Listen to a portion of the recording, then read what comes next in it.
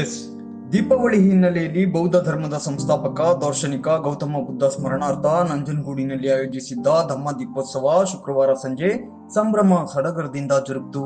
ದಕ್ಷಿಣ ಕಾಶಿ ಶ್ರೀಕಂಠೇಶ್ವರ ದೇವಸ್ಥಾನದ ಮುಂಭಾಗ ಕಪಿಲೆ ನದಿ ತೀರದಲ್ಲಿ ಆಯೋಜಿಸಿದ್ದ ಸರಳ ಕಾರ್ಯಕ್ರಮಕ್ಕಾಗಮಿಸಿದ ತಥಾಗತ ಬುದ್ಧ ವಿಹಾರದ ಉಪಾಸಕ ಉಪಾಸಕಿಯರು ನದಿಯ ಮೆಟ್ಟಿಲುಗಳ ಮೇಲೆ ಬುದ್ಧನ ಪ್ರತಿಮೆಯನ್ನ ಇಟ್ಟು ಅದರ ಸುತ್ತ ಹೂವಿನ ಅಲಂಕಾರ ಮಾಡಿ ಕೈಗಳಲ್ಲಿ ಹಿಡಿದಿದ್ದ ಮೇಣದ ಬತ್ತಿಗಳನ್ನು ಹಚ್ಚಿ ಧಮ್ಮ ದೀಪೋತ್ಸವವನ್ನು ಆಚರಿಸಿದ್ರು. ಈ ಆಚರಣೆಗೆ ಇತಿಹಾಸವಿದ್ದು, ಬುದ್ಧನ ಬರಮಾಡಿಕೊಳ್ಳುವಿಕೆಯ ದಿನ ಸಾಮ್ರಾಟ್ ಅಶೋಕ ನದಿಯ ದಡದಲ್ಲಿ ಕುಳಿತು ಇಂತಹ ಕಾರ್ಯಕ್ರಮ ಮಾಡಿರುವ ಕಥೆಗಳು ಇತಿಹಾಸದಲ್ಲಿ ಅಚ್ಚಳಿಯದೆ ಉಳಿದಿದೆ. ಈ ನಿಟ್ಟಿನಲ್ಲಿ ಬುದ್ಧನ ಪ್ರತಿಮೆ ನಿಂತು ಮಹಿಳೆಯರು, ಮಕ್ಕಳು ಸೇರಿದಂತೆ ಉಪಾಸಕ ಉಪಾಸಕಿಯರು ಬುದ್ಧ ವಂದನೆಯನ್ನ ಸಲ್ಲಿಸಿ ವಿಶೇಷ ಪ್ರಾರ್ಥನೆಯನ್ನ ಸಲ್ಲಿಸಿದ್ರು. ಪ್ರಸ್ತುತದಲ್ಲಿರುವ ಧಮ್ಮಗಳಿಗೂ ನಾನು ಯಾವಾಗಲೂ ನಮಸ್ಕರಿಸುತ್ತೇನೆ. ಬೇರೆಲ್ಲೂ ನನಗೆ ರಕ್ಷಣೆ ಇಲ್ಲ. ಧಮ್ಮವೇ ನನಗೆ ಶ್ರೇಷ್ಠ ರಕ್ಷಣೆ. ಈ ಸತ್ಯವಚನದಿಂದ ನಮಗೆ ಜಯಮಂಗಳವಾಗಲಿ. ತ್ರಿವಿಧವಾದ ಹಾಗೂ ಶ್ರೇಷ್ಠವಾದ ಧಮ್ಮವನ್ನು ನಾನು ಶಿರಸ್ಸಿನಿಂದ ಪೂಜಿಸುತ್ತೇನೆ. ನಾನೇನಾದರೂ ಧಮ್ಮಕ್ಕೆ ಅಪಚಾರವನ್ನೆಸಗಿದ್ದರೆ ಧಮ್ಮವು ನನ್ನನ್ನು ಕ್ಷಮಿಸಲಿ. ನಿಬ್ಬಾನ ಪಡೆಯುವವರೆಗೂ ಧಮ್ಮಕ್ಕೆ ಶರಣು ಹೋಗುತ್ತೇನೆ.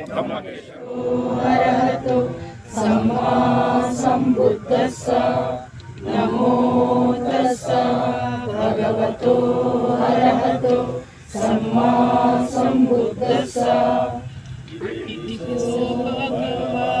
ಅರಹಂ ಸಮ್ಮಾ ಸಂಬುದ್ಧೋ ವಿಚಾರಣ ಸಂಪನ್ನೋ ಸುಗತ. ಈ ವೇಳೆ ಜನಸಂಗ್ರಾಮ ಪರಿಷತ್ನ ನೆಗರ್ಲೆ ವಿಜಯಕುಮಾರ್ ಹಾಗೂ ತಥಾಗತ ಬುದ್ಧ ವಿಹಾರದ ಉಪಾಸಕ ಉಪಾಸಕಿಯರು ಮಾತನಾಡಿ ಧಮ್ಮ ದೀಪೋತ್ಸವದ ವಿಶೇಷತೆ ಮತ್ತು ಉದ್ದೇಶವನ್ನ ತಿಳಿಸಿದ್ರು.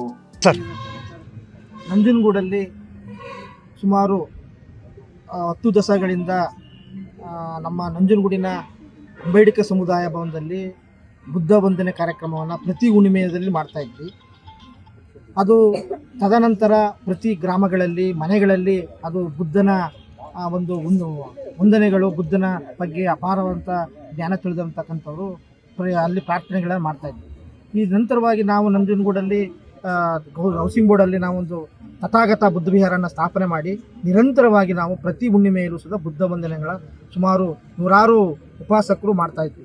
ಆದರೆ ಇತ್ತೀಚಿನ ನಮಗೆ ಅದ್ರ ಬಗ್ಗೆ ಬಹಳಷ್ಟು ಅರಿವು ಮತ್ತು ಜ್ಞಾನಗಳ ತಿಳುವಳಿಕೆಯಿಂದಾಗಿ ನಾವು ಕೂಡ ಅದರ ಇತಿಹಾಸವನ್ನು ತಿಳ್ಕೊಂಡು, ಬುದ್ಧರ ಇತಿಹಾಸವನ್ನು ತಿಳ್ಕೊಂಡು ಏನು ಪ್ರತಿಯೊಂದು ಹಬ್ಬಗಳಲ್ಲೂ ಸುಧಾ ಒಂದೊಂದು ಇತಿಹಾಸ ಇದೆ ಅನ್ನೋದು ನಮ್ಮ ಅರಿವಿಗೆ ಬಂದ ಮೇಲೆ ನಾವು ಇವತ್ತು ಬೆಳಕಿನ ಹಬ್ಬದ ದಿನದಲ್ಲಿ ಧಮ್ಮ ದೀಪೋತ್ಸವ ಕಾರ್ಯಕ್ರಮವನ್ನು ನಾವು ಹಮ್ಮಿಕೊಂಡಿದ್ವಿ.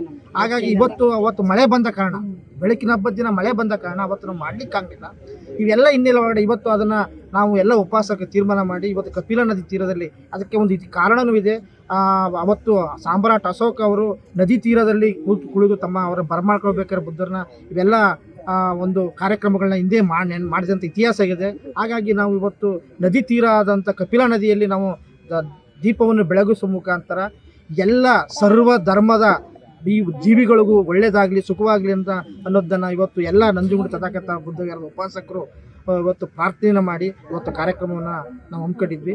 ಈ ಒಂದು ಕಾರ್ಯಕ್ರಮದಲ್ಲಿ ನಂಜನಗೂಡು ಎಲ್ಲ ಬುದ್ಧನ ಅನುಯಾಯಿಗಳು, ಉಪಾಸಕಿಯರು, ಮಹಿಳಾ ಉಪಾಸಕಿಯರು, ಉಪಾಸಕರು ಎಲ್ಲ ಸುಧಾ ಭಾಗವಹಿಸಿದ ಎಲ್ಲರಿಗೂ ಸುಧಾ ಈ ಒಂದು ನಮ್ಮ ಬುದ್ಧ ವಿಹಾರದಿಂದ ಧನ್ಯವಾದಗಳನ್ನ ತಿಳಿಸ್ತೀನಿ. ನಮೋ ಬುದ್ಧಾಯ. ನನ್ನ ಹೆಸರು ನಗರಲೆ ವಿಜಯಕುಮಾರ್, ತಥಾಗತ ಬುದ್ಧ.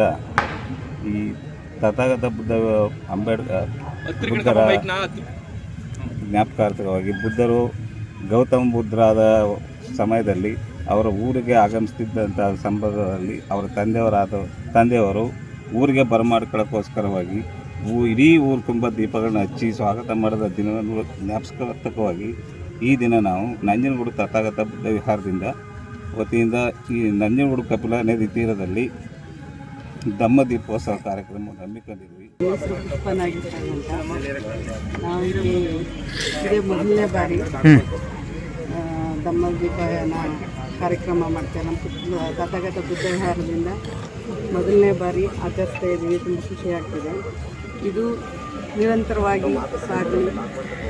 ಇದೇ ಥರ ಮುಂದುವರ್ಕೊಂಡು ಹೋಗಿ ಹೆಚ್ಚು ಹೆಚ್ಚು ಸಂಖ್ಯೆಯಲ್ಲಿ ಎಲ್ಲರೂ ಭಾಗವಹಿಸಿ ಎಲ್ಲರ ಗಮನಕ್ಕೂ ಅವರು ಮೂಡಲಿ ಅಂತ ಬಯಸ್ತಾ ನಮ್ಮಿಲ್ಲೆಲ್ಲ ಉಪಾಸಕಿಯರು ಸೇರಿದಂತೆ ಎಲ್ಲರಿಗೂ ನನ್ನ ಬುದ್ಧ ವಂದನೆಗಳನ್ನು ತಿಳಿಸ್ತಾ ನಮೋ ಬುದ್ಧ.